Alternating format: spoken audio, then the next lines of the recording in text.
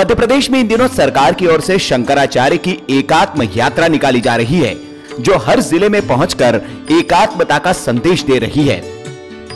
रविवार को यह यात्रा मध्य प्रदेश के छिंदवाड़ा जिले में पहुंची थी, जहां पर आदि शंकराचार्य की एकात्म यात्रा का स्वागत जिला खाद्य अधिकारी नुजहत बानो ने किया। इस दौरान आप देख सकते हैं कि नुजहत बानो ने आदि शंकराचार्य की चरण पादुकाओं को अपने सिर पर उठा रखा है।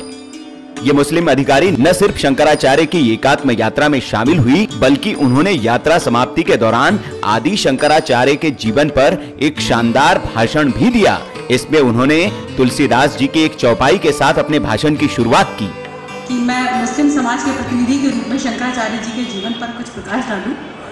तो सबसे पहले तो मैं मंचासी जो संत हैं उनके चरणों में एक चौपाई तुलसीदास जी की समर्पित करूंगी। संत हृदय नवनीत समाना, कहा कवि पर कहा न जाना, निज प्रताप द्रवय नवनीता, पर दुख द्रवय संत पुनीता। मैं इसका अर्थ भी समझाना चाहूंगी कि संत का हृदय नवनीत के समान होता है, यानी मक्खन के समान होता है।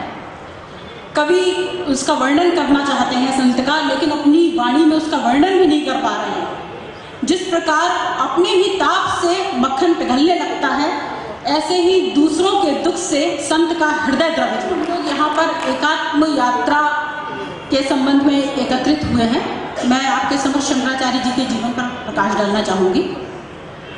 हमारे धार्मिक, आध्यात्मिक और सांस्कृतिक संस्कृति के प्रणेता, हमारे दार्शनिक गुरु आदि शंकराचार्य जी का जन्म 788 ईस्वी में केरल में हुआ और केवल 32 वर्ष की आयु में 820 ईस्वी में वो मोक्ष को प्राप्त हुए।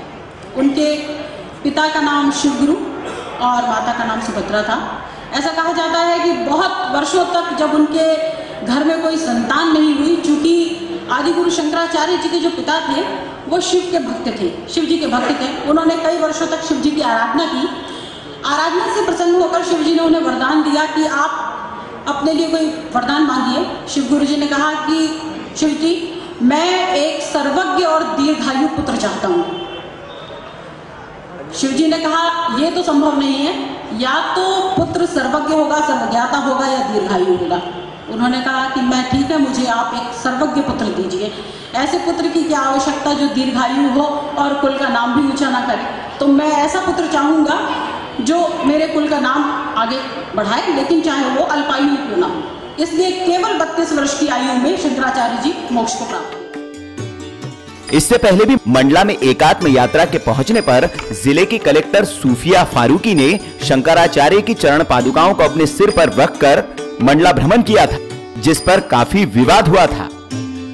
आपको बता दें कि मध्य प्रदेश सरकार राज्य के ओंकारेश्वर में आदि शंकराचार्य की विशाल प्रतिमा स्थापित करने जा रही है। राज्य सरकार ने इसके लिए प्रदेश के गांव-गांव से लोहा समेत दूसरे धातुओं को संग्रहित करने का फैसला किया है। इसी के लिए 19 दिसंबर से एकात्म यात्रा की शुरुआत की गई है।